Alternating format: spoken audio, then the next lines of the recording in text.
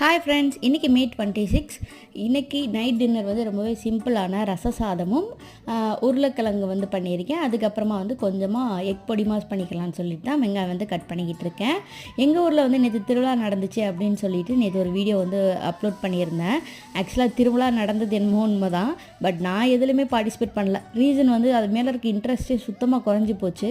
அப்போல்லாம் பார்த்தீங்கன்னா நான் 4 மணிலேருந்தே உட்காந்துருப்போம். எப்படா அம்மா கடை வீதிக்கு கூட்டிகிட்டு போவாங்க, ஏதாவது ஜாமான் வாங்கலாம், என்ன பொம்மை வாங்கலான்னு முன்னாடியே லிஸ்ட்டு போட்டு வச்சுருப்போம்.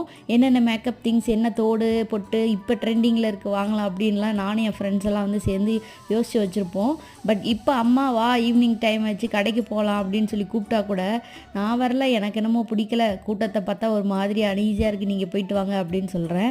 ஒருவேளை வயசானதுக்கு இதுதான் அறிகுறியோ, எல்லா பண்டிகை மேலே இருக்க இன்ட்ரெஸ்ட்டும் குறைஞ்சிக்கிட்டே வருது.